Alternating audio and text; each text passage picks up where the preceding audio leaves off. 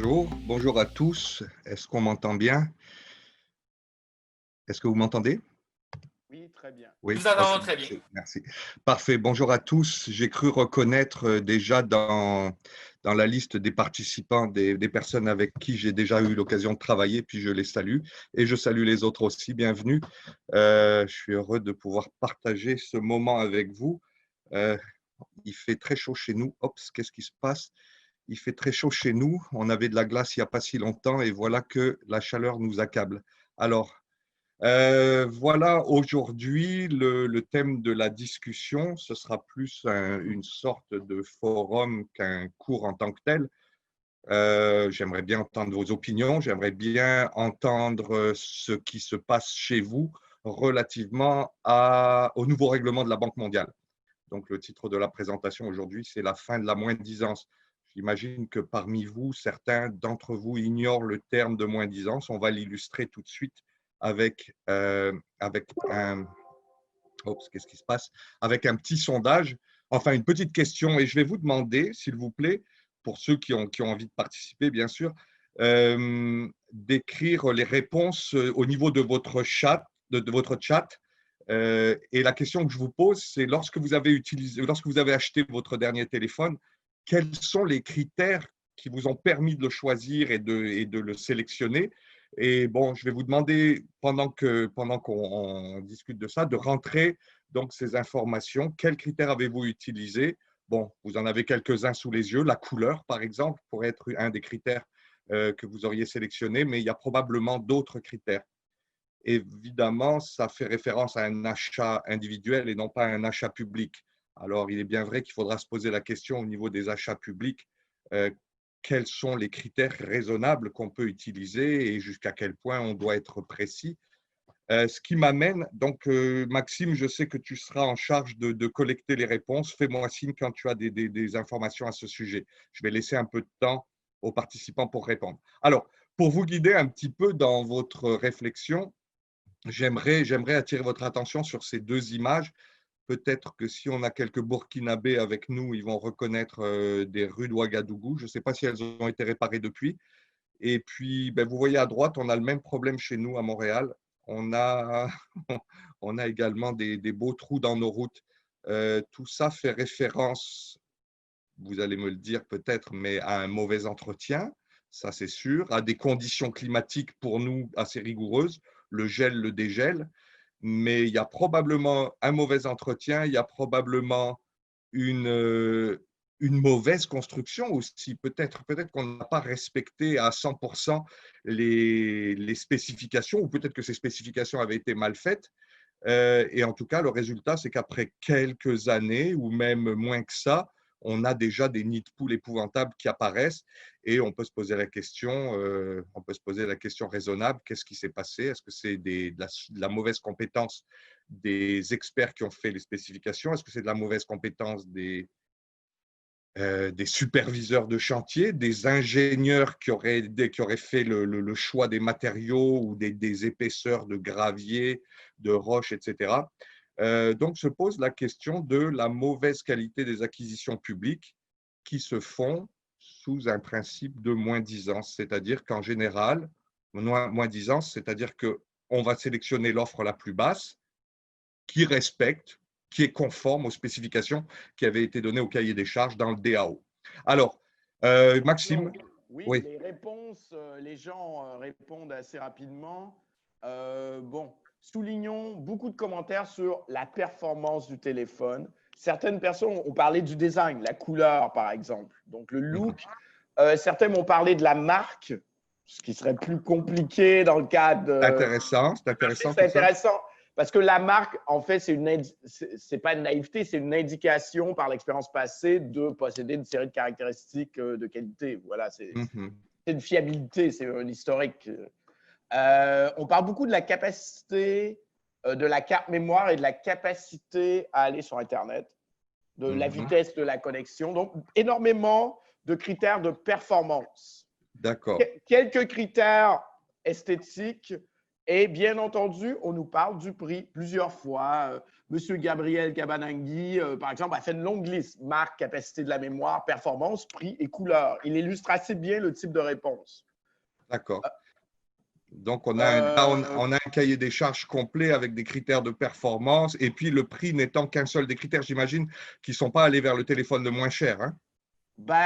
Là, on dit prix, on dit ma bourse est limitée, par exemple, comme tout le monde, n'est-ce pas? D'accord. Donc, le prix n'est qu'un facteur parmi tant d'autres. N'est qu'un facteur. Alors, c'est bien là. Je te remercie, Maxime, et puis je remercie tous ceux qui ont participé. N'hésitez pas à continuer. On va vous donner l'occasion de donner vos points de vue tout à l'heure. Donc, ce que je comprends ici, c'est que la plupart de ces acheteurs-là ne sont pas des acheteurs publics et puis utilisent un ensemble de critères dont le prix fait partie, mais qui n'est pas l'élément principal. Et ça va peut-être un peu en opposition avec la moins-disance, parce que la moins-disance nous dit clairement, une fois que ça a les spécifications minimales, on y va avec le prix le plus bas. Et c'est bien tous ces problèmes qui sont illustrés devant vous qui sont la résultante de ce choix un peu désastreux parfois qu'ont fait les bailleurs de fonds de nous imposer cette moins-disance dans nos achats de biens et de travaux. Alors, j'aimerais justement un peu faire le tour de table parce que je sais que tous parmi vous ne travaillent pas forcément avec les directives de la Banque mondiale. Sachez toutefois que ce sont des directives desquelles s'inspirent la plupart des autres bailleurs. Et ce qu'il faut savoir aussi, c'est qu'il y a eu un gros remue-ménage il y a 3 ou 4 ans maintenant pour remettre à jour ces directives parce que le principe de moins-disance, enfin, ce n'est pas un principe, excusez-moi, la notion de moins-disance ressortait des principes fondamentaux et rendait nos achats publics compliqués. Vous avez vu les conséquences sur les routes, les différentes routes. Alors, je vous pose la première question ici. Premier sondage, et je vais vous demander de répondre en ligne. Vous avez un sondage qui va apparaître tout à l'heure. Selon les directives de la Banque mondiale avant 2016, donc avant le grand remue-ménage, j'aimerais savoir si parmi vous, certains d'entre vous se rappellent quels étaient les grands principes qui sous-tendaient la passation des marchés. Et je vous fais une petite liste de 10 principes. Tous ne sont pas les principes sélectionnés par la Banque mondiale. Je vous demanderai de faire un choix multiple, me dire selon vous quels étaient les principes que la Banque mondiale avait insérés dans ses directives. Je vous laisse quelques minutes.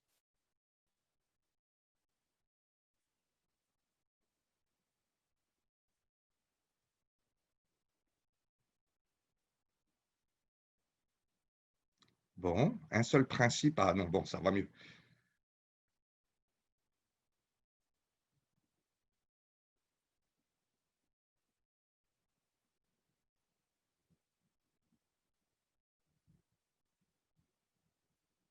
Je vais laisser encore un peu de temps.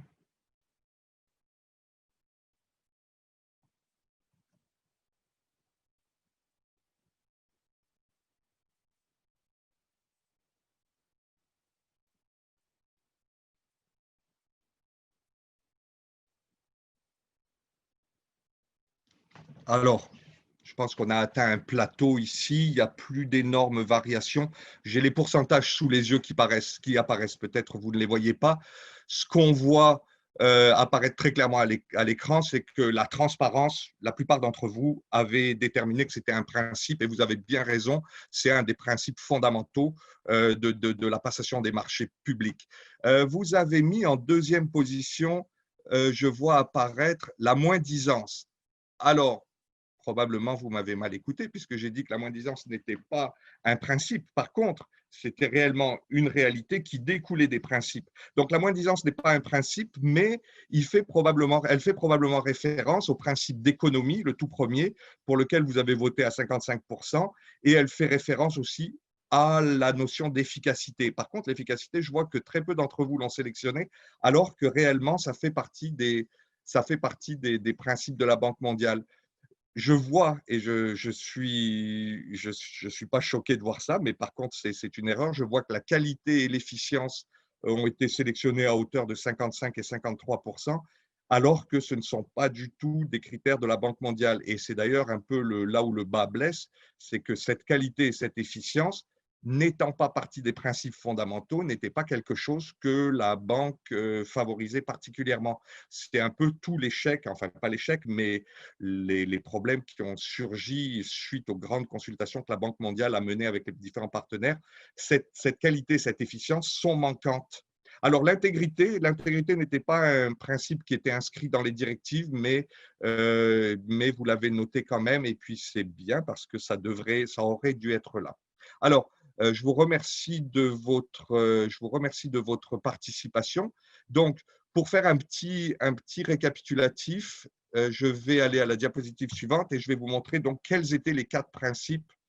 Qu'est-ce qui se passe avec ma présentation? Ah, voilà, pardon. J'ai un petit peu de problème. Les 4 principes fondamentaux de la passation de marché jusqu'en 2016, vous les avez sous les yeux: l'économie et l'efficacité, la transparence, l'équité et encourager les entrepreneurs et fabricants nationaux, ce qui donnait naissance à la préférence nationale, enfin la marge de préférence nationale. Et vous notez, j'insiste sur ce point, on n'a ni efficience ni qualité là-dedans. Et vous comprenez qu'à partir du moment où ce sont des principes fondateurs, les résultats, on les a observés dans nos projets. Je dirais, mais je veux pas être discriminatoire, mais les fameuses motos chinoises, ou bien l'état de ces routes qui se dégradent très rapidement, ou d'ouvrages qui se dégradent. Vous avez vu les bureaux avec des équipements qui sont très rapidement détériorés. La moins-disance, c'était une conséquence du principe d'économie et d'efficacité, et ça avait amené donc la Banque mondiale à nous proposer 2 types de méthodes de sélection: l'appel d'offres, national ou international, et puis la demande de cotation, qui a probablement d'autres noms ou qui a probablement des variations selon les seuils nationaux, mais enfin, ce sont les deux terminologies, les 2 termes utilisés par la Banque mondiale. Jean-Claude, j'ai une question de monsieur Antoine, veuillez me pardonner pour la prononciation, Dayambagé. Alors, il salue bien entendu tous les participants et nous dit: je pense que l'offre évaluée la moins-disante reste valable, sauf pour certaines méthodes de sélection. Le choix de l'offre la plus avantageuse dépend de la méthode de sélection choisie. Bref, il nous parle justement du sujet que tu abordais, les méthodes de sélection, mais il est plutôt du côté de la réforme. Voilà. En plein. Donc, merci Antoine de ce commentaire. Et bah, vous avez tout à fait raison d'ailleurs. La moins-disance, on va pas la rejeter. Là, vous cassez un peu le mystère de ma présentation parce que on devait arriver ça en conclusion. Mais bon, le piège était gros. La moins-disance va quand même représenter certains avantages. C'est sûr que si je veux acheter du papier d'imprimante et puis certains crayons, papier, etc., je n'ai pas besoin d'aller chercher midi à 14h avec des critères de qualité extraordinaires. On sait, il y a déjà des fournitures qui sont disponibles aisément sur le marché, mais il y a beaucoup d'autres marchés où la moins-disance ne s'applique pas. Et vous avez tout à fait raison, et vous avez déjà mentionné le prochain point, c'est l'offre la plus avantageuse. Alors, on y arrive. Hop, voilà. Donc, on arrive depuis juillet 2016, comme vous le savez, il y a un nouveau règlement de la Banque mondiale en passation de marché. Un seul règlement maintenant qui s'applique à tout, aux services, aux biens, aux travaux. C'est la devanture, c'est la page de présentation du document. Si vous ne l'êtes pas encore procuré, on se fera un plaisir de vous envoyer un dossier avec différents documents tout à l'heure. N'hésitez pas à nous faire part de vos requêtes à ce sujet-là. Donc, dans ce fameux règlement, il y a eu un gros remue-ménage, il y a eu de vastes consultations, les projets, les pays, les partenaires ont pu manifester leur mécontentement sur cette moins-disance qui s'appliquait indistinctement à tous les types de marchés, alors que parfois ça aurait été mieux d'y aller avec plus de qualité. Et donc la Banque mondiale nous est arrivée avec d'autres principes. Alors, j'aimerais vous poser la question, avant de vous parler de ces principes fondateurs, j'aimerais vous poser la question si d'abord vous connaissez ce nouveau règlement, si oui, est-ce que vous l'appliquez? Si oui, vous le connaissez peut-être, mais vous ne l'appliquez pas encore. Et si vous ne le connaissez pas du tout, faites-moi savoir.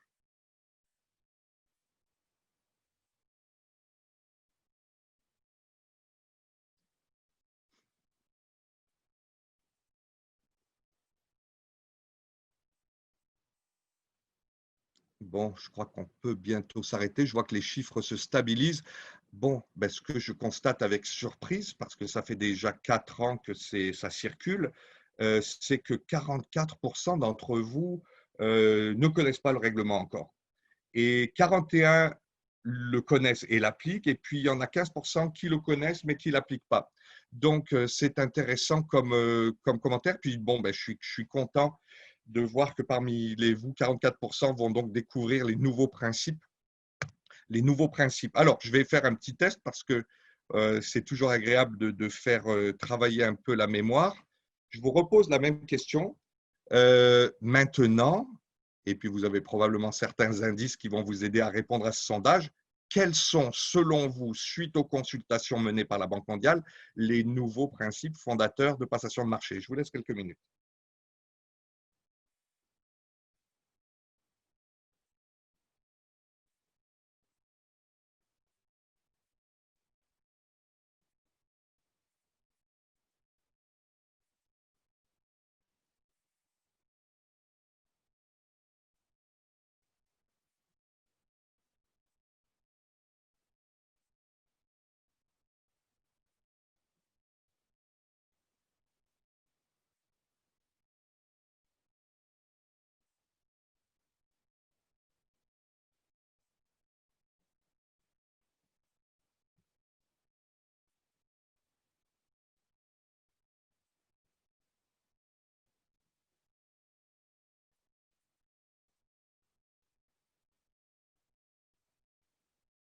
Allez, je pense qu'on peut bientôt s'arrêter là. Je laisse encore un peu de temps aux retardataires. Alors, qu'est-ce qu'on voit apparaître ici? Qu'est-ce qu'on voit apparaître ici dans le sondage? Vous avez tous, bien qu'on n'en ait pas parlé, mais comme je sais qu'il y en a qui ont lu, qui connaissent les directives, l'optimisation des ressources l'emporte. Et vous avez tout à fait raison, c'est le gros changement. C'est le gros changement de ce nouveau règlement, parce que je vais reparler plus en détail de l'optimisation des ressources, mais ça vient s'opposer à la moins-disance, comme vous allez le voir. Pas s'opposer, mais ça vient en tout cas la compléter sérieusement. L'adaptation aux besoins, c'est une nouveauté. Tout ça, c'est issu du langage de l'audit par les Anglais, fit for purpose et value for money. Ce sont des concepts qui étaient déjà utilisés dans le privé, puis au niveau des audits, et puis c'est apparu maintenant au niveau des marchés publics. Donc, je dirais que les deux, adaptation aux besoins, optimisation des ressources, c'est les deux gros changements. L'intégrité, c'est une nouveauté, donc je vois que peu de vous l'ont mentionné, mais elle fait partie des nouveaux principes. L'équité aurait dû demeurer là, elle est toujours un principe, puisque c'est celle qui garantit que tous les soumissionnaires ou les consultants ou bien les entrepreneurs qui font des propositions ou des offres vont avoir les mêmes chances de participer. Donc l'équité, je suis un peu surpris de voir un 0% là-dessus, parce que ça aurait dû être, c'est un principe fondateur aussi bien que la transparence et équité. L'efficacité apparaît encore, l'intégrité apparaît deux fois, c'est mon erreur et je m'en excuse. Et puis la mieux-disance, eh bien, je vais vous dire ce que j'ai dit tout à l'heure, c'est que la mieux-disance n'est qu'une conséquence des principes. Donc la mieux-disance ne peut pas être un principe en tant que tel, mais elle va découler de l'optimisation des ressources et du principe de qualité qui est une nouveauté également. Alors, je vais mettre fin au sondage et si vous voulez bien voir le corriger, merci Jonathan. Ah, c'est moi qui ferme. Donc voilà les nouveaux principes. Regardez, on a quelques constantes. La transparence demeure, l'efficacité et l'économie demeurent, l'équité demeure, telle que dans les anciennes directives. Par contre, on a l'optimisation des ressources qui est une nouveauté, on a l'adaptation aux besoins et on a l'intégrité. L'intégrité, je la balaye du revers de la main, elle est facile. L'intégrité, c'est l'intégrité du système de passation de marché. C'est pour ça que la banque s'est engagée à faire des vastes subventions pour la formation des personnes responsables de passation de marché pour s'assurer qu'elles ont toutes un bagage de connaissances de base et puis de s'assurer que ce n'est pas n'importe qui fait de la passation des marchés. L'optimisation des ressources et l'adaptation aux besoins, je vais les traiter séparément. Pour l'adaptation aux besoins, je crois qu'une image vaut 1000 mots et je crois que vous devinerez quel est l'aquarium le plus approprié à ce poisson. Et c'est ce que nous dit l'adaptation aux besoins. Quand vous achetez quelque chose, ça doit correspondre aux réels besoins et pas plus et pas moins. Et souvent, c'était quelque chose qui était mal fait dans certains projets où on allait chercher par exemple des véhicules beaucoup trop luxueux pour l'usage qui devait en être fait sur le terrain. alors ce genre de situation ne devrait pas se reproduire. Et ça veut dire qu'il faut faire une étude très pointue au démarrage du projet, savoir de quoi on a réellement besoin, quels sont les objectifs qu'on veut atteindre et qu'est-ce qui est superflu et qu'on ne devrait pas, on ne devrait pas payer pour. Ça, c'est le premier commentaire, c'est l'adaptation aux besoins parce que c'est une nouveauté. Maxime, n'hésite pas à m'interrompre quand tu vois des questions parce que je donne beaucoup d'éléments à ce moment-ci. Oui, bien sûr. C'est bon? Oui. Alors, si tu n'as rien, je continue, n'hésite pas à m'interrompre. Alors, l'optimisation des ressources, c'est la fameuse nouveauté. Et bon, j'ai mis un petit diagramme ici, peut-être vous voyez ce que ça signifie, l'optimisation des ressources. On doit en avoir pour notre argent. En gros, tout ce qu'on investit devrait correspondre à ce qui est nécessaire, non pas seulement à nous comme projet ou comme acquéreurs, mais aux parties prenantes qui font partie de ce projet et qui ont eu l'occasion, grâce à des consultations, de manifester leurs désirs et leurs besoins. Alors, en gros, l'optimisation des ressources, on pourrait la définir à travers ces 4 E. L'efficience au niveau de la productivité de l'acquisition. Est-ce qu'elle répond aux besoins manifestés par les parties prenantes, les bénéficiaires, les utilisateurs finaux, et est-ce qu'elle le fait de la façon la plus appropriée, économique et de qualité? L'économie, bien sûr, l'efficacité et l'équité. Alors, l'équité, je l'ai remise ici, mais attention, il ne s'agit pas de l'équité entre les concurrents, il s'agit de l'équité au niveau des groupes, des différents groupes de pression de la société civile, des bénéficiaires, des parties prenantes qui font partie du projet ou qui sont indirectement reliés au projet. Elles devraient avoir été consultées et l'acquisition qu'on a fait, le plan de passation de marché, devrait correspondre aux besoins manifestés. En tout cas, on devrait avoir satisfait l'ensemble des groupes et non pas un groupe au détriment de l'autre, comprenez-vous. Alors, la question que je vous pose et que peut-être auquel vous aurez le goût de répondre tout à l'heure ou pendant cette discussion, est-ce que l'optimisation des ressources est un synonyme exact de mieux-disance? Est-ce qu'il est plus que ça? Et comment est-ce qu'on mesure la mieux-disance? Comment est-ce qu'on va faire pratiquement dans nos bureaux de passation de marché pour s'assurer qu'on a la mieux-disance? Est-ce qu'il y a des questions qui apparaissent à ce niveau-là? J'imagine que oui, Maxime. On a déjà un commentaire de M. Mahmoud Koulibaly qui Oui. nous dit « L'optimisation des ressources serait-il le condensé des principes ?»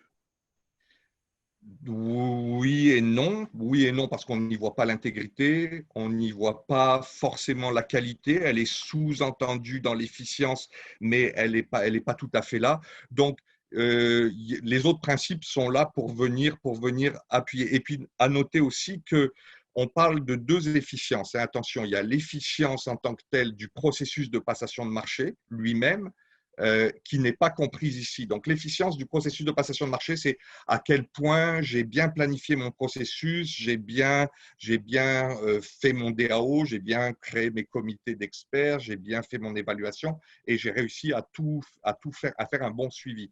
Et puis, ici, il y a une autre efficience dont on parle, c'est l'efficience de l'acquisition en tant que telle. Est-ce qu'elle répond de façon durable? Je n'ai peut-être pas assez insisté sur ce terme, mais la passation de marché durable, c'est maintenant au cœur de notre action. Est-ce que ça va répondre aux besoins de la société, aux besoins de l'environnement, maintenant et pour les années à venir? Donc, toute cette efficience et cette équité sont ici au cœur de l'optimisation des ressources. Elle en dit beaucoup. Oui. Nous avons une autre question, Oui. de M. Aliou. Tu vas peut-être répondre plus tard, mais c'est une question assez intéressante. Je crois qu'il faut déjà lancer le débat. Dis-moi. Monsieur Aliou Abdou Ali nous demande pourquoi achetons-nous plus cher en appliquant les principes de passation des marchés que si nous achetions directement des items dans le commerce, là, comme peut le faire un Kidam. Ah, alors peut-être que vous avez… salut Aliou au passage. Je ne sais pas, ça me semble bizarre. Peut-être qu'il va falloir enquêter là-dessus. Comment ça se fait que vous avez des prix plus élevés que ce qui est disponible sur le marché, alors que l'achat public, vu qu'il se fait d'habitude en plus grande quantité, devrait vous permettre de réaliser des économies d'échelle. Ici, il y a peut-être lieu de préciser le contexte dans lequel vous faites des achats plus chers, si on suppose que toute chose étant égale. Alors, peut-être si vous voulez bien donner des clarifications à Maxime, peut-être qu'on pourra revenir là-dessus tout à l'heure, mais ma réponse à chaud comme ça, c'est que ça ne devrait pas se produire. Vous ne devriez pas payer plus cher, vous devriez payer moins cher puisqu'il y a un appel à concurrence et que le résultat d'un appel à concurrence, c'est justement de réussir à avoir des prix plus intéressants. Donc, peut-être pouvez-vous donner quelques précisions à ce sujet-là. Alors, nous avions un autre commentaire sur l'optimisation des ressources, un sujet qui amène beaucoup d'interventions. Alors, M. Willy Bongolo Diangana nous demande, est-ce que l'optimisation des ressources veut dire prioriser les expériences des groupes cibles ou bénéficiaires, par exemple le savoir paysan? Si ça fait partie de votre évaluation initiale du besoin, c'est-à-dire que lorsque vous avez analysé le projet, ses besoins en passation de marché, et vous avez déterminé que c'était un élément clé du succès du projet, ça doit se refléter au niveau de votre stratégie de passation de marché de projet. Je vous en parlerai, c'est une nouveauté également du règlement, où c'est votre responsabilité de mener à bien des consultations auprès des différents groupes de parties prenantes. Si jamais cette participation des agriculteurs locaux, c'est bien ça, a été révélée comme importante et devient une de vos stratégies de passation de marché, à ce moment-là, oui, elle va se refléter dans vos critères de sélection, elle va se refléter dans vos documents d'appel d'offres ou d'appel à proposition. Donc, la réponse est catégoriquement oui. Par contre, si c'est quelque chose qui apparaît en cours de route, qui n'avait pas fait l'objet d'une analyse stratégique préalable, à ce moment-là, on pourrait penser que vous êtes en train de tordre le bras à votre passation de marché de façon non justifiée. Alors, attention encore, ici, j'insiste sur le terme d'équité. J'ai mis un point d'interrogation à côté. Pourquoi? Parce que si vous lisez les documents de la Banque mondiale, ils vont dire les 3 E. L'optimisation des ressources, c'est les 3 E, efficience, économie, efficacité. Par contre, si vous allez vers les documents de l'OCDE ou plus généralement du concept d'optimisation des ressources, la notion d'équité et d'analyse stratégique des besoins de nos parties prenantes, ça devrait vraiment faire partie de votre concept d'optimisation des ressources. J'espère que j'ai répondu à la question. Alors, je continue. Donc, quelles sont les conséquences de cette optimisation des ressources? La conséquence, c'est que dans certains cas, et je reviens aux commentaires, je pense que c'était Antoine au tout début, qui disait attention, la moins-disance va continuer à s'appliquer, je suis d'accord. Par contre, on autorise à présent la mieux-disance dans certaines situations et ça veut dire que vous, pratiquement, ça veut dire que ça va vous permettre de mettre en place dans vos dossiers d'appel d'offres, qu'on n'appellera plus comme ça, des analyses critériées, donc les fameux critères. Est-ce qu'il y a des agriculteurs locaux dans le consortium ou dans le groupe qui fait sa proposition? On va pouvoir mettre des pondérations. Le prix, ce sera plus 100% du poids, mais on aura différents critères qui auront différentes pondérations. Donc ça, c'est une nouveauté extraordinaire et ça va vraiment nous permettre de maintenant faire des dossiers d'appel d'offres ou à concurrence, beaucoup plus orienté vers la qualité et vers le besoin.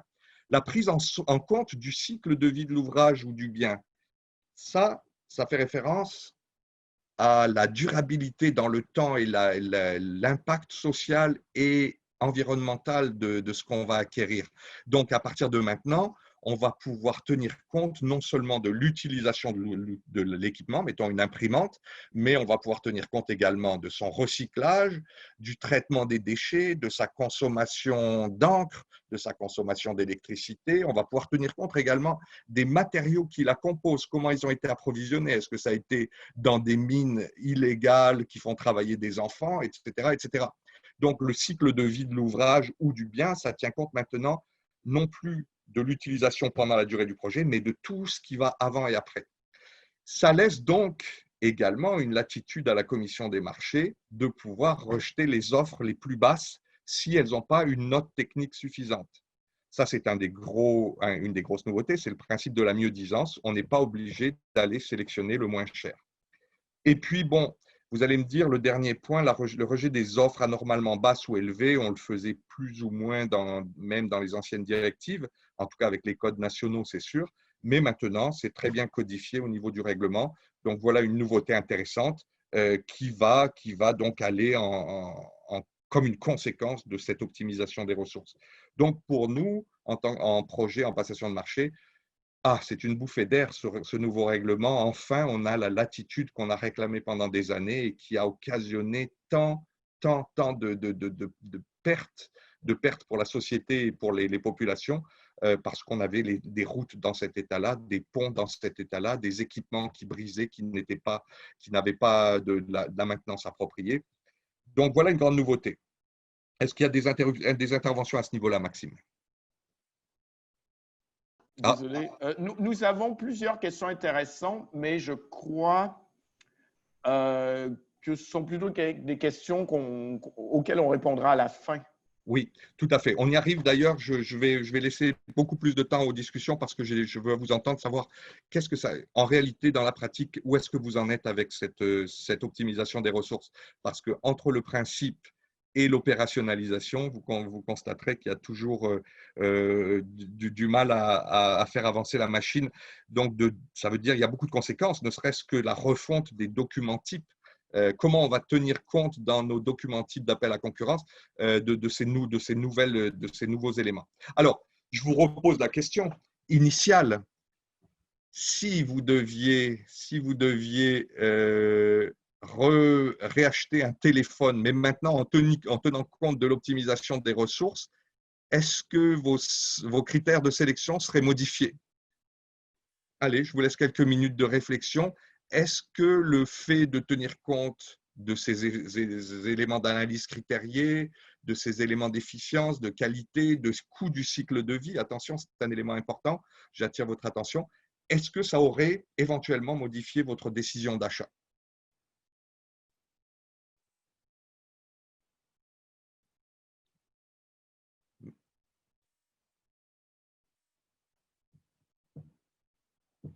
Maxime, je te laisse me tenir au courant s'il y a des développements. Bon, on me dit des non, des oui. Et Monsieur Mahamoud Koulibaly a développé, dit oui, je ferai des spécifications techniques. D'accord. Et Aude Viviane Goulivas-Caillé nous dit, je regarderai même le service offert par la suite. Ah, c'est bon. Donc, on parle du service après-vente et éventuellement même, j'imagine, tout ce qui a le recyclage du téléphone, parce que c'est bien beau d'avoir des téléphones par milliers ou par dizaines au fond des tiroirs qui s'accumulent, mais ils vont fort probablement finir dans un dépôt d'ordures avec tous les métaux lourds qui sont à l'intérieur. On comprend qu'on aimerait bien savoir si la compagnie de téléphone ou notre vendeur a prévu une façon de récupérer ça. Donc, merci de ces commentaires. Oui. Petite intervention intéressante, si on connaît bien la passion des marchés.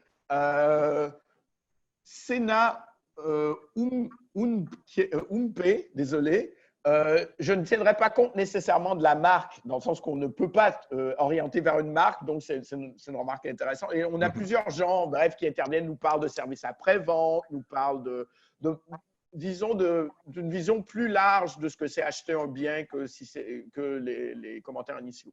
Voilà. Eh bien, alors, peut-être qu'on pourrait même… Alors, vous avez surtout parlé de l'après-utilisation du téléphone, le jour où vous allez décider de vous en débarrasser ou bien de le recycler, mais vous auriez pu également penser à l'avant-achat téléphone. Vous savez que dans ces téléphones, il y a beaucoup de métaux précieux, entre autres le coltan, si je ne m'abuse.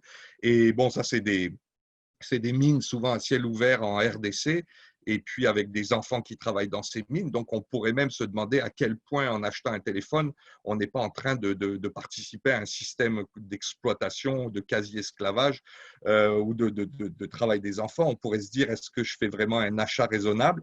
Et peut-être qu'on aimerait trouver des compagnies de téléphone qui ont des pratiques de fabrication ou d'approvisionnement vertes et éthique. Donc, voilà à quel point vous auriez pu pousser la recherche. Je comprends bien que souvent, on a des critères de beauté ou de résolution de caméra qui l'emportent sur toute autre préoccupation. Ce qui m'amène quasiment à la fin de ma présentation. Donc, juste pour illustrer ce concept du cycle de vie, attention, vous situez au niveau de l'utilisation dans vos projets, quand vous acquérez le bien. Mais n'oubliez pas qu'il y a toutes sortes d'étapes qui précèdent ça. Il y a la distribution, le transport, la production, l'exploitation des matières premières. Et puis, après l'utilisation, il y a le cycle de vie, il y a le recyclage, pardon, qui peut donner ou non naissance à une réutilisation des matières premières pour refaire des biens semblables. Donc, vous êtes pas, quand vous êtes un acheteur public, une personne responsable de la passation des marchés, vous n'êtes pas un acheteur individuel et c'est votre responsabilité sociale, environnementale, de vous préoccuper de tout ce coût de cycle de vie. Alors, j'imagine qu'il va y avoir des questions. Est-ce qu'on fait ça pour tous les équipements, pour les papiers, les crayons qu'on achète? Non, on ne va peut-être pas le faire pour tout, mais pour des équipements importants, en quantité importante, ou qui ont des impacts sociaux et environnementaux importants, il va falloir, et ça va être votre responsabilité, de vous pencher sur ce cycle de vie et peut-être, comme vous l'avez fait avec les agriculteurs locaux, d'introduire quelques critères de sélection dans vos dossiers. Jean-Claude, alors, oui, je t'en prie. Nous avons, juste avant que tu conclues, nous avons déjà, justement, juste avant que tu parles du cycle de vie, Abbas Touré nous disait comment pouvons-nous définir les critères prenant en compte le cycle de vie, et je crois que tu vas en parler dans les prochaines… Alors, oui, ben, plus ou moins, je vais en parler parce que le cycle de vie, ça fait surtout référence à des équipements. La diapositive suivante que je vous présente, c'est surtout pour une construction de route et je vous donne, par exemple, une liste de critères que vous pourriez utiliser. Alors, si vous recrutez un concurrent, vous pourriez être intéressé parmi les critères d'évaluation à sa performance passée sur d'autres chantiers, sur la satisfaction du client, sur la façon dont il a traité ses employés, est-ce qu'il y a eu des conflits au niveau de la communication. Vous pouvez aller détailler chacun de ces éléments avec des sous-critères et vous y mettez bien entendu une pondération, ici 15 points. Vous pourriez, bon, ça on le faisait traditionnellement, de lui demander un plan de gestion et un échéancier des travaux et y mettre un ensemble de points. La machinerie, les infrastructures disponibles. Attention, auparavant, on avait beaucoup de critères de qualification par rapport à ça. Maintenant, ce n'est plus des critères de qualification, c'est des critères de sélection avec une pondération. Sa situation financière, là aussi, on vient y mettre un critère noté, ce qu'auparavant, on ne faisait pas nécessairement. On y allait plutôt en qualification ou en disqualification. Ici, on pourrait, et c'est une nouveauté aussi, tout ce qui a rapport à son staffing, c'est-à-dire quels employés et comment il compte nous faire sa construction avec combien d'ouvriers, combien de contremaîtres, etc. Les plans de formation, sur des longs chantiers, on a besoin de formation parfois, ne serait-ce qu'en sécurité au travail ou toute la lutte au sida, etc. Et puis le plan de sécurité au travail, ça aussi, c'était des critères de qualification. Maintenant, ça pourrait être un critère de sélection avec un pointage. Ici, on parle des salaires et des régimes d'avantages sociaux. On peut s'assurer que notre constructeur, notre entrepreneur a un bon système de salaire et un bon système d'avantages sociaux. On a entendu pendant longtemps ces rumeurs qui faisaient croire que les Chinois arrivaient avec des repris de justice, des prisonniers qui venaient faire travailler sur nos chantiers. Bon, eh bien, si c'est le cas, on aurait un moyen de discriminer de tels soumissionnaires avec un pointage sur ce staffing. Plan de retombées économiques locales. Alors là, ça peut être intéressant parce que si on met des sous-critères là-dessous, le plan de retombées économiques, il va tenir compte justement de tous ces éléments du cycle de vie. Quel va être le coût de traitement des déchets lorsque l'ouvrage, la construction ne sera plus viable? Quel va être le coût ici, on parle de l'asphalte qui va être enlevé, changé, etc. Comment on fait? Est-ce que ça occasionne de la poussière pour les populations locales, etc., etc. Donc, et puis, est-ce que ça utilise des carrières locales, des carrières de roches, de gravier, etc. Donc, il y a beaucoup d'éléments qu'on pourrait mettre dans le plan de retombées économiques locales et rien ne vous empêche de rajouter des critères. Ça, c'est une suggestion qu'on vous fait, mais rien ne vous empêche de rajouter des critères sur les sources d'approvisionnement des différents matériaux qui vont être utilisés, les matières premières, dans quelles conditions, de quelle provenance. Bon, évidemment. On me pose, Abdou Mahama nous pose une question justement très intéressante. Comment mesurer le plan de retombées économiques locales de manière concrète? Je vais peut-être faire un début de réponse. Vas-y. Entre autres, vous avez un document, par exemple par la Banque mondiale, vous faites affaire avec eux, qui vous indique certains critères. Ce ne sont pas toujours les mêmes. Mais un grand classique, c'est d'exiger l'emploi de main-d'œuvre locale à un certain niveau, d'exiger l'emploi de fournisseurs locaux, donc de le préciser dans le DAO et que ce soit un critère d'évaluation. Si on ne se soumet pas à ce critère, si on ne le rend pas, soit, bon, généralement pas lors de l'offre, mais lors de la gestion du contrat, là, il y aura des pénalités. Ils seront en bris de contrat de la même manière que si on ne construit pas ce qui a été demandé, on est en bris de contrat. Ça, c'est A. Et B, on peut demander des expériences passées, donc prouver qu'on est une entreprise qui a 2 ou 3 certificats, 2 ou 3 lettres d'autres employeurs importants, par exemple d'autres pays, où on a créé ce type de plan, on l'a appliqué de manière valable. Alors, on peut exiger même des expériences préalables. Ok, merci beaucoup. Bon, et puis ce sont toutes ce qu'on appelle les analyses coût-bénéfice ou autrement dit analyse économique. Et bon, là-dedans, on peut y faire rentrer toutes sortes de détails. Bon, attention, ceci dit, procéder à une analyse économique, c'est coûteux, c'est long, et peut-être que dans le processus d'appel d'offres, c'est pas nécessairement quelque chose que vous voulez faire, mais bon, il y a parfois des analyses économiques qui sont déjà disponibles au niveau des ministères. Donc, mais attention, je ne recommande pas que la passation des marchés se mette à produire de telles analyses. Alors, ici, je vais faire une petite synthèse et puis je vais vous laisser la parole. Bon, qu'est-ce qu'on pourrait dire de l'après 2016, donc la date de refonte du règlement? Bon, ben, on peut recourir à présent à ce qu'on appelle un appel à proposition. Vous vous rappelez, j'avais dit au départ, il y a l'appel d'offres et il y a la demande de cotation.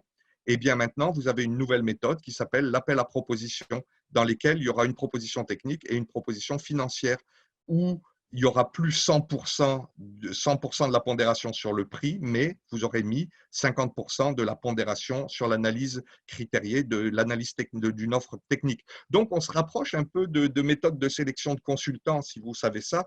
C'est-à-dire qu'on se retrouve avec 2 enveloppes, une proposition technique, une proposition financière, et c'est applicable dorénavant aux équipements et aux travaux.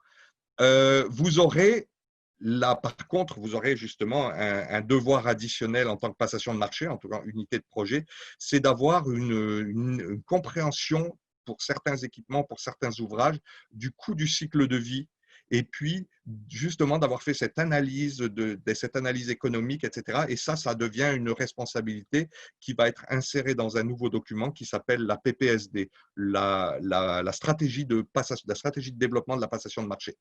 Alors, vous avez la possibilité de rejet des offres anormalement basses. Il y a une procédure très claire maintenant qui est mise en place. Et puis aussi, on appelle des offres déséquilibrées en début de contrat. Si vous êtes intéressé, vous m'enverrez des questions, vous aurez mes coordonnées après. Mais sinon, tout est bien détaillé dans le règlement. Vous avez aussi, et ça c'est important, et c'est même, je dirais, le cœur de l'optimisation des ressources, vous avez cette nécessité de préparer un document stratégique de passation de marché avant le démarrage du projet. Et si vous faites bien votre travail, ça veut dire que vous avez enquêté auprès des parties prenantes, auprès même des différents possibles concurrents potentiels, etc. Vous avez fait une analyse en amont du projet, avant même la signature de l'accord de financement, pour appuyer toutes vos décisions ultérieures de passation de marché. Donc, ce sont des changements importants, ce sont des éléments qui vont apporter beaucoup plus de richesse à votre travail et beaucoup plus de retombées intéressantes au niveau social et environnemental, et puis qui va faire de votre profession de passation de marché un travail réellement plus intéressant et plus satisfaisant. Je vous remercie. J'attends vos questions avec le temps qui nous reste. Je ne sais pas exactement, peut-être 10-15 minutes. Nous avons déjà 6 questions qui attendent depuis un bon moment. Je crois Alors, qu'ils ont été intéressés. Isidore Toyi nous dit, pouvez-vous développer davantage le principe d'efficience? Il nous avait demandé ça au moment où ces principes avaient été présentés. Alors, j'ai dit qu'il y a l'efficience, il faut distinguer 2 types d'efficience. Il y a l'efficience qui concerne le processus de passation de marché en tant que tel. Donc, est-ce qu'on fait bien notre travail? Est-ce qu'on a bien planifié? Est-ce qu'on a bien fait un DAO en consultant bien les bénéficiaires? Est-ce qu'on a bien respecté les dates de publication? Est-ce qu'on a bien respecté le délai d'évaluation? Est-ce qu'on a bien respecté le délai de négociation ou de signature du contrat? Ça, c'est l'efficience. Est-ce qu'on a été efficace et est-ce qu'on a su optimiser le temps le temps qu'on avait à notre disposition. Ça, c'est de l'efficience. On atteint notre résultat, mais en plus, on le fait de façon intéressante au plan économique ou au plan des échéanciers. Maintenant, il y a une autre efficience, et cette efficience-là, c'est celle qui est inclue dans l'optimisation des ressources. Est-ce que ce qu'on a acquis à travers le processus de passation des marchés a permis d'atteindre les objectifs que le projet s'était fixé ou que le plan stratégique de passation de marché s'était fixé? Est-ce qu'on a pu atteindre? Et en plus, est-ce qu'on l'a fait de façon intéressante économiquement, socialement, environnementalement? Donc, comprenez-vous, cette efficience, il faut l'avoir des deux aspects au niveau de votre travail et au niveau du bien qui a été ou de la construction qui a été approvisionnée. J'espère que ça répond à la question. Oui. Autre question. En fait, c'est un commentaire de M. Sena Umpe. C'était sur l'idée de payer plus cher que dans le commerce. Alors, oui. Est-ce Bon, qu'il a donné des précisions? Oui, en fait, il nous dit il y a parfois des critères qui ne permettent pas aux autres sur le marché d'avoir accès aux DAO publics, surtout dans les marchés subsahariens. Je suppose qu'il nous parle, par exemple, des véhicules. Je t'entends plus, pardon. Ah, vous m'entendez ou pas? Non, j'entends Maxime. Jean-Claude, est-ce que tu as de la difficulté à entendre Maxime? Est-ce que je suis le seul à ne pas t'entendre? Il semble que tout le monde m'entend voilà, très bien. Bon. Alors, répète la question. Pardon. Voilà. Monsieur Sena Umpe nous dit qu'il y a parfois des critères qui ne permettent pas aux autres sur le marché de concourir dans les DAO publics, surtout dans les pays subsahariens. Je vais peut-être répondre parce que je crois qu'on nous parle de véhicules ici et que, bien entendu, un gouvernement, ce n'est pas comme vous. Il doit faire affaire avec un distributeur autorisé, avec une certaine capacité financière, un certain historique, mais ce qui peut vous sembler désavantageux pour l'achat d'un véhicule, prenez-le sur 10 ans, sur 20 ans, sur 2000 véhicules. Ces critères ont été mis de l'avant pour éviter justement les fanfarons, les compagnies qui disparaissent, les compagnies qui ne donnent pas de service après-vente. En général, l'exclusion sur critères, s'ils ont été bien choisis, bien entendu que ça donne des gens qui ne vendent pas à des prix au rabais ridicule, mais sur une masse d'achat comme le fait une administration publique, ça permet de minimiser le risque et de faciliter des économies, hein, n'est-ce pas? Donc là, si je comprends bien, on parlait de critères de sélection lors de la présélection, c'est bien ça? Ou de la préqualification? En fait, c'était une réponse aux commentaires où on nous avait dit on paie plus cher dans le cadre de DAO que si on achète dans le commerce en tant qu'IDAM. D'accord. Bon, mais parfait. Bon, là, il y avait une question de M. Adjaratou Lakouné qui était très intéressante. Il nous demandait l'optimisation des ressources exclut-elle une réaffectation des ressources en cas de nécessité? L'optimisation des ressources, je ne suis pas sûr de comprendre. Toi, est-ce que tu comprends? L'optimisation des ressources, je crois qu'on nous parle du fait qu'on planifie nos achats. Nous avons des achats, on écrit dans le PPS, on choisit les méthodes. Et est-ce qu'on peut revoir ou changer, par exemple, le besoin, se rendre compte que ce qu'on va acheter ne correspond pas aux besoins? Et la réponse est oui, mais c'était déjà oui avant, c'est qu'on ne le fait pas assez souvent.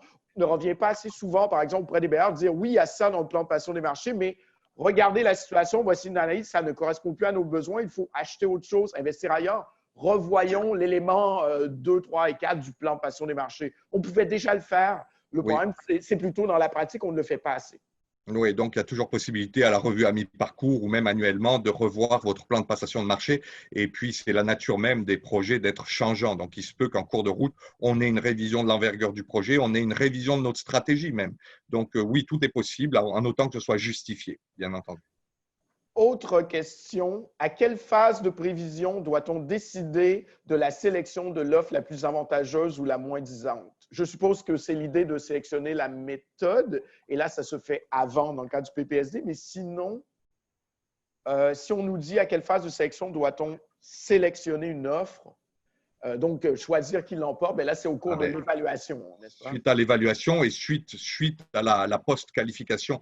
Il y a toujours une période de post-qualification dans l'évaluation, mais on a eu l'évaluation technique, la qualification, on a l'évaluation financière, on fait l'analyse, on fait la note combinée, puis le résultat de la note combinée nous permet de dresser une liste une liste des mieux 10 ans, si c'est un appel à proposition, ou des moins 10 ans, si c'est un appel d'offres ordinaire. Là, il y a un commentaire qui était dans le chat, mais qui est très intéressant, de Felisberto Moreira. Dans le contexte d'émergence de COVID, est-il possible de respecter le principe d'efficacité? Ben, la réponse, c'est que les bailleurs ont émis des directives spécifiques pour le contexte COVID, où on pourra, par exemple, aller directement avec un fournisseur. On pourrait ne pas demander certains documents. Donc, on réduit le poids vu la situation d'urgence, qui est un concept assez de base en passant des marchés. Je ne sais pas si tu vas ajouter quelque chose là-dessus. Là. Alors, ben oui, c'est la fameuse sélection directe, l'entente directe, le gré à gré, comme vous l'appelez. Il est toujours possible dans les cas de crise, dans les cas d'urgence, et en l'occurrence, les bailleurs ont émis des directives récemment. Tout ce qui a trait au Covid-19, à la Covid-19, permet, comme d'habitude, le recours à la sélection directe. Donc, la sélection directe, n'oubliez pas que ce n'est pas quelque chose en général. Oui, on peut le mettre dans un plan de passation de marché selon la nature du bien ou de la construction à acquérir, mais parfois, dans des situations de crise, on peut directement aller sans avoir à procéder à tout l'ensemble des étapes d'un appel d'offres ou d'un appel à proposition, bien sûr. Amadou Beyin Diaye nous demande « Quid des critères environnementaux ?» Alors, les critères environnementaux, très bonne question. Alors, ça fait partie des critères notés que vous allez pouvoir insérer dans vos dossiers d'appel à proposition ou dans vos dossiers d'appel d'offres. Mais attention, ces critères environnementaux, ça va demander un travail de collaboration avec votre ministère de l'Environnement parce que c'est en général eux qui doivent émettre ces fameux critères, qui doivent émettre les normes, etc. Et bon, je sais que pour l'instant, il y a un peu un délai entre ce que produit les ministères de l'Environnement dans différents pays et comment ça se reflète dans les cahiers des charges environnementales, si vous voulez. Donc, oui, c'est possible. Oui, c'est tout à fait recommandé. C'est dans l'esprit de l'optimisation des ressources et dans l'esprit du développement durable, de la passation au marché durable. Attention, ceci dit, vous ne pouvez pas y aller comme ça librement, sans consultation avec vos autres partenaires. Alors souvent, on va faire référence pour l'instant à des normes environnementales qui viennent d'autres pays. Alors les normes européennes, les normes américaines, les normes australiennes. Mais bon, choisissez un système de normes qui est applicable pour l'instant. Idéalement, ce sera celui de votre propre pays, une fois que le ministère de l'Environnement les aura produites adéquatement pour vos DAO. S'il te plaît. Nous avons Monsieur Abbas Touré nous dit « Concernant l'évaluation des critères relatifs à l'analyse du cycle de vie de l'acquisition, sur quelle base, exemple durée de vie, coût d'entretien ou de destruction, lorsque nous ne disposons pas de documentation, normes, expériences préétablies? » Alors, soit vous pouvez faire affaire avec des experts, des consultants externes, soit des consultants internes si vous avez la connaissance à l'interne quelque part. Sinon, eh bien, c'est vrai que ça va être problématique. Alors, c'est là où l'APPSD, le fameux document stratégique de passation de marché, va vous aider parce qu'en amont de l'accord de financement, vous allez déterminer pour quel type de bien, quel type de construction vous allez avoir besoin d'analyses aussi poussées et éventuellement, ça pourra faire l'objet de négociations additionnelles pour financer les études qui vont aller avec ça. Bon, vous avez entendu parler des fameux PPF qui peuvent venir vous aider là, les facilités de financement avant signature de l'accord, mais vous allez pouvoir, suite à votre analyse, si c'est justifié, dire bon, il faut qu'on recrute un consultant pour procéder à cette analyse du coût du cycle de vie par rapport à tel équipement, telle construction. Si vous faites les choses de façon éclairée, justifiée et documentée, en général, les bailleurs vont vous appuyer dans vos démarches. Bon, là, je réponds à quelques questions par écrit, là, parce que c'est spécifique. Mais on a encore 2 questions, si vous avez le temps. Très bien. Je ne sais pas, il est quelle heure? Ah, je crois qu'on doit interrompre peut-être. Allez, une dernière question. La dernière question de Willy Bongolo Diangana. Recouvrir ou planifier plus les personnes ressources locales au détriment des consultants externes étrangers, experts coûtant plus cher? Est-ce que ça peut rentrer dans le principe d'optimisation des ressources? Je ne sais pas si tu veux répondre ou je devrais répondre. Vas-y, je te laisse répondre. L'optimisation des ressources, là, il faut bien le comprendre, c'est le fait de ne pas seulement regarder le prix, mais au contraire de regarder un ensemble de critères. Donc, le fait de prendre des locaux, déjà, vous aurez, dans le cadre de l'évaluation d'une offre de consultant, même à pré-réforme, le prix est un facteur d'évaluation. Alors qu'ils viennent d'ici ou d'ailleurs, moi, c'est plutôt leur prix qui m'importe. Cependant, les seuils, notons que les seuils ont été grandement portés à la hausse pour ce qui est de la permission d'employer seulement de la main-d'œuvre locale, des consultants locaux ou de faire des appels d'offres locaux, donc nationaux. Alors, d'une certaine manière, les bailleurs se disent que les pays ont entièrement les capacités dans le pays jusqu'à une valeur très élevée maintenant pour mener à bien certains contrats. Donc, on ne va pas automatiquement vers l'externe. Les critères ont été vraiment, disons, sont plus élevés au niveau de la valeur des contrats. Voilà. Bon. Et là encore, votre fameuse stratégie de passation de marché que vous aurez développée au préalable, dans certains cas, pourra justifier de l'utilisation de consultants locaux. Donc, écoutez, vous avez beaucoup plus de possibilités avec ce règlement en notant que vous avez fait vos devoirs préalablement. Je vous remercie tous de votre participation extraordinaire. Merci Maxime de ton animation efficace. Et puis, j'espère vous revoir dans un séminaire sous peu. N'hésitez pas à nous envoyer des questions. On procède à de l'analyse, à de l'appui technique gratuitement en ce moment. Si vous avez des questions spécifiques, ça nous fera plaisir de vous accompagner. Et puis, au plaisir de vous croiser bientôt quand on aura déconfiné les pays. Merci. Au revoir.